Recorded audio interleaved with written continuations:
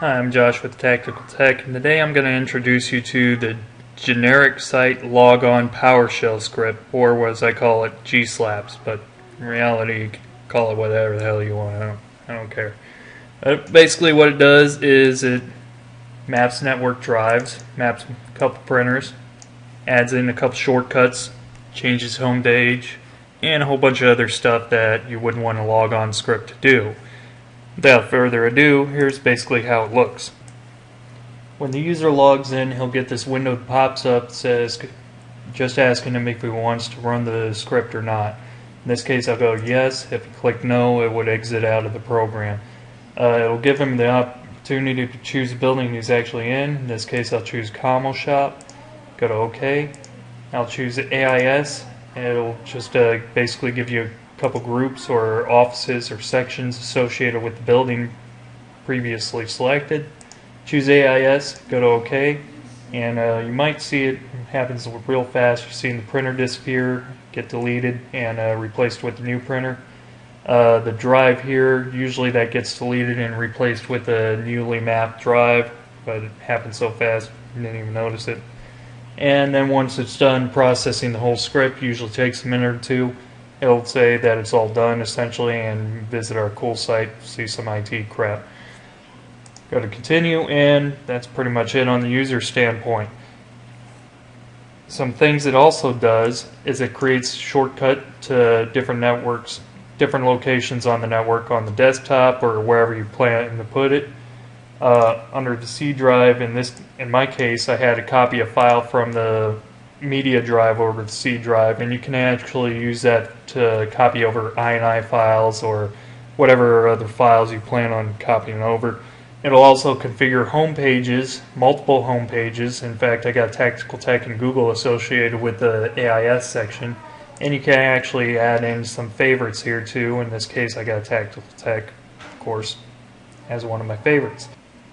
In addition, it updates the registry. It allows you to add in options to update your own registry entries. Right now I just got it working with string values, but it also puts in some stuff that you don't control, such as the version numbers associated with the script. Take that back. You actually do control the version numbers themselves and the names of them. You just don't control where they're put in the registry.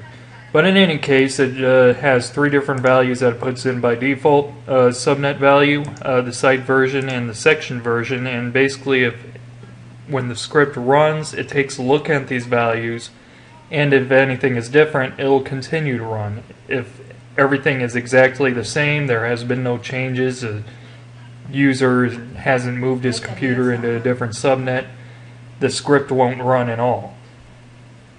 So that keeps the window from popping open every time you log into the computer. Now the script is actually two different files natively. The first one is more looky don't touchy kind of a script. It's actual engine that does all the actual work. And what it does is it just calls an argument that asks basically where the XML file is that it's going to pull all the values from. It does a whole bunch of functions here. And I'm not going to get into it too much here, because like I said, it's looky don't touchy unless you know what you're doing. The actual file that does all the values are actually stored on is the XML file, and basically everything in between these brackets you can go ahead and put in whatever value you want. Just make sure it's appropriate value, like you don't want to put in a broken URL for a favorite here. But starting up at the top, you can essentially define the site name for the script, and this encompasses the entire script, and a version associated with the entire site. So if something common to everyone on the site changes, you can change the version number and it'll update or the script will rerun for everybody in the site. You can define a custom banner. If you don't like mine, you can draw up your own and just make sure it's within a certain set requirements. I believe it's 300 pixels wide by about 90 pixels high. You can also set the form's actual color in here just using the different RGB values. And you can change the dialogue if you don't like saying welcome to Megatalk, make it say welcome to wherever you are. Now for the actual processing. For the entire script, for everything, for where it actually affects everybody, it's in this first portion here. And right now I have everybody on my site trying to map to this drive right here, which actually doesn't exist. Don't worry about any errors if that happens. It'll just keep on processing the file. And in this case, this drive actually does exist, so it will map it. The persistent here, if you don't know, basically if it's true and you log off and you log back on, and without even running the script, the drive will still continue to be mapped to, in this case, the M drive. If it's set to false, it'll drop off and disappear, and when you log back in, it won't be there anymore. Set home pages, desktop shortcuts, copy files, and set IE favorites. Now you can do that on a site-wide basis, or you can actually define buildings, and in each building you have multiple sections or multiple offices usually. Every once in a while you do have one. I'll get to that later. So basically I define the building the building name, and then follow that up with a section and the section name. And like I said earlier, you can define versions associated with these sections. So if a printer changes for one section in the command section or whatever, you just update this version number here, and it will only rerun the script for those people associated with the command section. Essentially, it'll take a look at this value here, and if it equals, and if the new script says command 2 and it takes a look at this, finds a command 1, it knows to run the script. Like I said, you can associate different home pages or multiple home pages actually, and custom registry strings. And then you got your network drives and everything else. Here's just a couple more offices in addition, different building. Close out the group there, and if you just have one section or one office associated with one building, it won't come up with that second pop-up. It'll just keep storming on through with the values associated with that one office in that section or that group, whatever you want to call it. And then you got the closeout dialog here at the bottom. So this XML file is pretty easy to update. It's something a skill level 1 soldier could probably be trusted to do. Just make sure to test it out when you're actually running it. Let's say, for instance, I want to add in a printer here real quick. Say I want to copy this printer and put it in this section as well. I can actually change different values associated with it. And while I'm taking a look at the printers, I might as well point out the print driver, where you get that actually from. If you go into the properties of the printer, just go under Advanced and Driver, and just make sure that this is typed in verbatim. You know, case sensitive, I believe. You don't want it any different, otherwise it probably won't find the driver. So let me save this, close it out, and show you how to associate the script with the group policy. I got group policy right here. I'm going to create a new one, or the group policy management console, and let me just call this 1-13th INF, or infantry logon script. I got that created. I just go to edit with the right mouse click, and I'm going to browse to user configuration, Windows settings, and scripts, Logon, and Powershell scripts up here on the top tab. Now keep in mind you got to be in a totally 2008 domain, and you got to make sure that all your clients are Windows 7 or better. If you don't do that, you may want to concentrate on using scripts here. And just real quick, there's a lot of stuff that group policy can do that this script already does. Now if you'll check my blog, you'll see a couple different reasons where you would actually use logon scripts via PowerShell. In this case, we're just going to go for it, and I'll go over that stuff later. Alright, so I want to add in my logon script. I go to Browse. Let me back up here 1 second. Basically, I want to copy up the GSLaPS PS1 file and the XML file to my domain controller. I'm going to create a new folder. I put it as Megatalk. Just go ahead and create a new folder and then copy that in there. And I also put the banner file up there too. So anyway, I'm going to go ahead and put in the path of the actual script engine, and then as far as parameters go, I'll go ahead and put in the path of the XML file associated with it.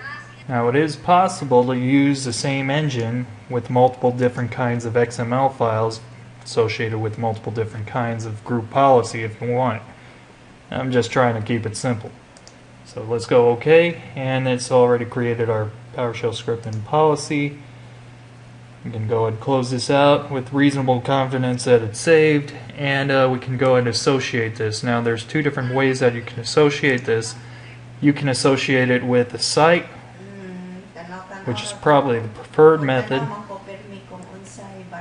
or in my case I'm just going to associate it with the test group today, one of the 13th Infantry. Okay. I'm just going to test it out by logging into a computer with a dummy account.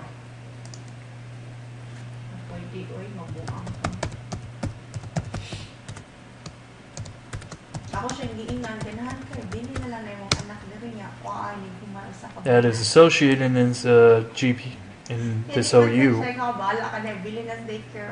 Now let's hope it pops up and actually runs. Yeah, it took a minute to come up, but basically there's our logon script. I'll just go through the process, whatever. See that icon popped up, and we're done.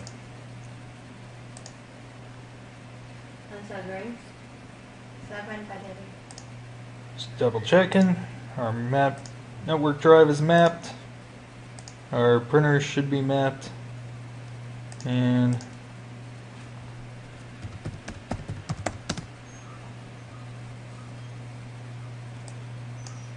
under current user software, logon script.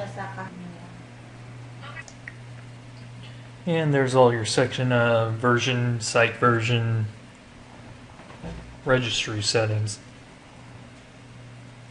Now that pretty much sums it up, but I'm going to do a real quick bonus feature here and show you how to essentially do everything you can in this PowerShell script using site policy. Now there are reasons why you might not want to do that all the time, but I figure with help. Go ahead and create a new policy here. I'm going to go ahead and call it 1/13 preferences. Okay.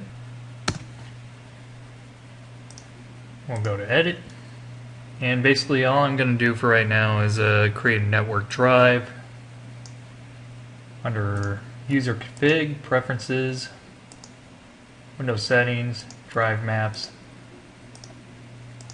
and new map drive.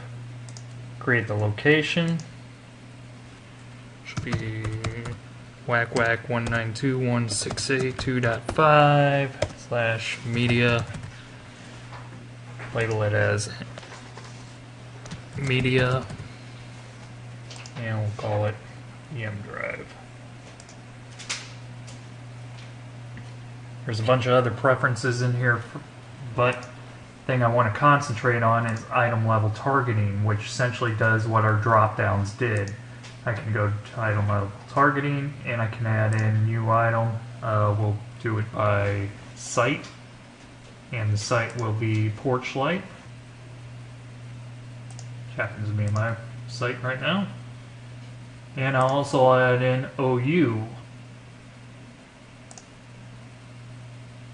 I could substitute OU for security group if I have my users grouped by office in a security group or whatever. And let's say I want this only apply to 1st to the 13th Infantry. I could probably go a little lower than that if I had the OUs defined and do S1 shop, Charlie Company, or whatever happens to be defined under there. But since those aren't defined, I'll just go with that. And OK, and it's pretty much already created.